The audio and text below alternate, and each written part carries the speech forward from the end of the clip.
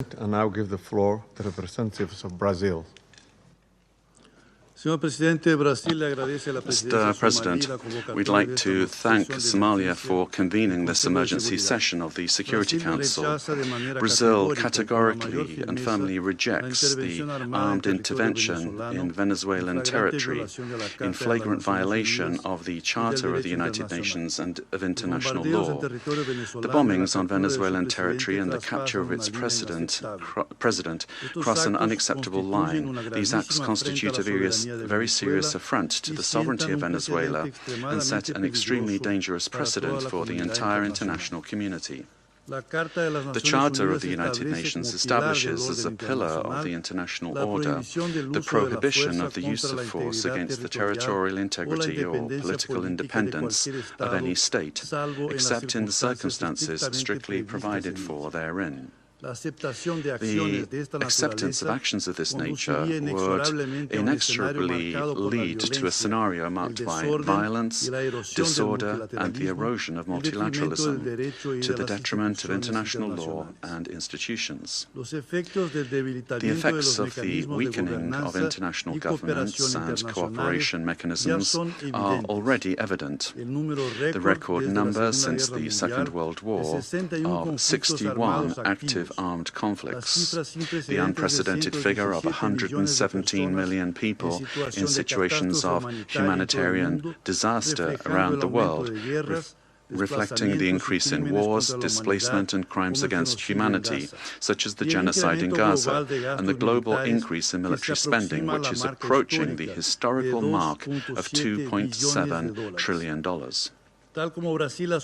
As Brazil has reiterated on numerous occasions, the norms that govern coexistence among states are mandatory and universal. They do not admit exceptions based on ideological, geopolitical, political, economic, or any other kind of interests or projects. They do not admit that the exploitation of natural or economic resources justifies the use of force or the illegal change of a government. The multipolar world of the 21st century, which promotes peace and prosperity, must not be confused with spheres of influence. We cannot accept the argument that the end justifies the means. This reasoning lacks legitimacy and opens the possibility of granting the strongest the right to define what is just or unjust, what is right or wrong, and even to ignore national sovereignties, imposing the decisions to be taken by the weakest. Latin America and the Caribbean have made peace a conscious, lasting, and irreversible choice. The resort to force in our region evokes chapters of history that we believed we'd left behind us and endangers the collective effort to preserve the region as a zone of peace and cooperation, free of armed conflicts, respectful of international law and the principle of non-intervention. Armed interventions in the past have had profoundly negative and lasting consequences. Contrary to freedom and democracy, those interventions produced authoritarian regimes and serious violations of human rights, leaving as a lamentable result thousands of dead, political prisoners, tortured persons, and disappeared persons whose families still today search for their loved ones, as well as justice and reparation.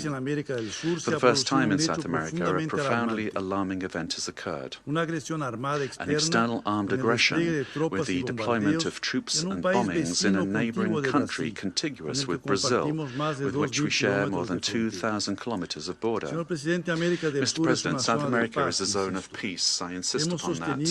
We have upheld and will uphold with full determination peace and non-intervention in our region.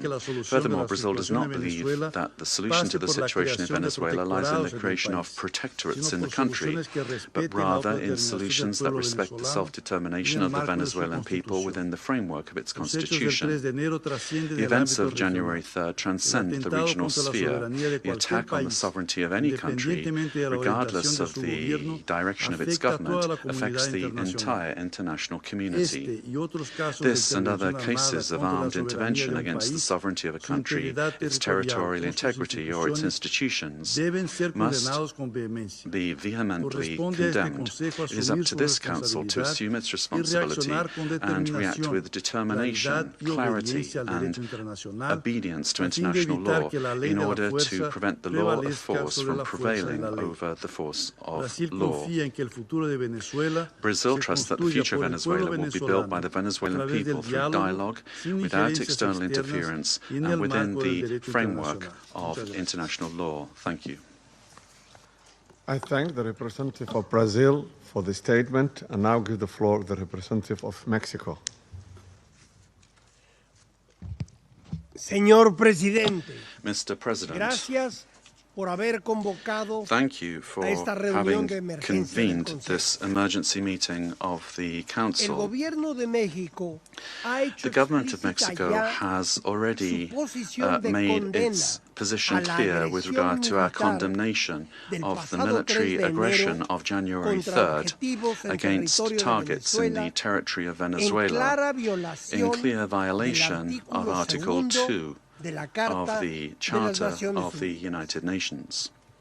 Estas acciones These no actions deben must not be permitirse, allowed, pues constituyen as they un severo constitute golpe a severe a blow la Carta to the y al Charter multilateralismo. and to multilateralism.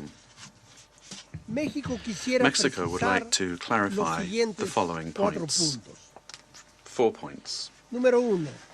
La Number 1, proscripción the de la prohibition amenaza of the threat y el uso de la or fuerza the use of contra la force soberanía, against the la sovereignty, integridad territorial territorial integrity, o la or independencia political política independence de todo of Estado any state es el is fundamento the del derecho foundation internacional, of international law, sin importar el regardless país of the o el country gobierno de que or se the trate. government involved. 2.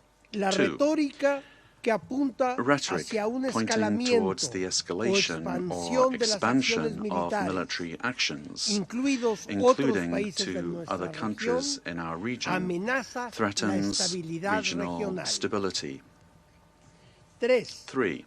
El Consejo de The Seguridad Security Council tiene la has the responsibility y sobre and, todo, above la all, it has the obligación obligation de actuar de to manera act decisiva decisively y sin and dobles without estándares double ante standards violaciones in graves a la face of Carta serious y para violations of restablecer the Charter la paz y la seguridad and to restore international internacionales peace and security estricto in apego strict adherence a lo to the dispuesto en provisions su artículo of Article 24 y and observando observing el Article artículo 27, inciso 3. 27.3. 4. 4. Corresponde a los It pueblos is for soberanos sovereign peoples decidir su to destino decide their y destiny encontrar and to soluciones find pacíficas, peaceful, democratic, and negotiated solutions to their political en differences un marco de within a irrestricto framework respeto of a los unrestricted derechos respect for human rights. Los cambios de régimen Regime por change actores by externos external y la actors aplicación de medidas and the application of extraterritoriales extraterritorial no measures solo son actos are not only contrarios al acts derecho contrary to internacional, international law, sino que but históricamente historically, han all agudizado they've done is conflictos exacerbate y conflicts fragilizado and el weakened tejido the social social y and político political de las naciones. fabric of nations.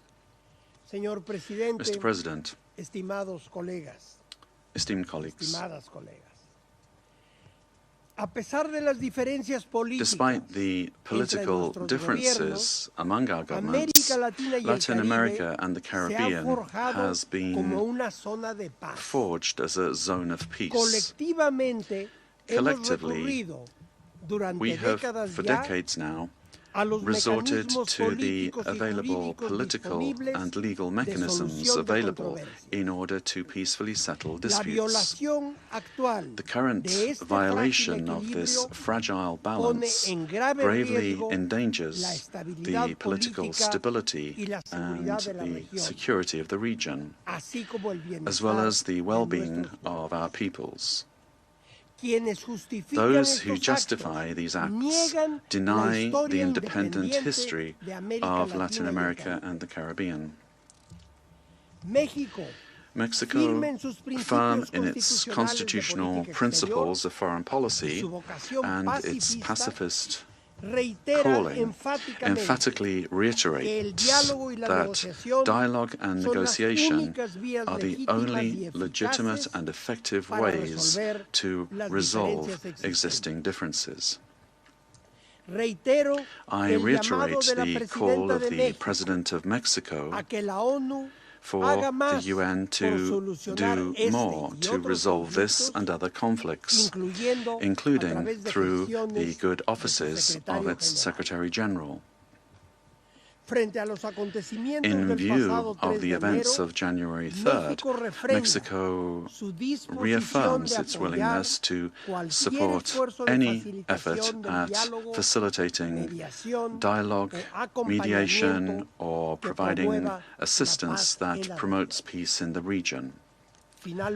Finally, we cannot overlook the fact that this session of the Council has been held only now, when what we face is a serious situation that puts international peace and security at risk.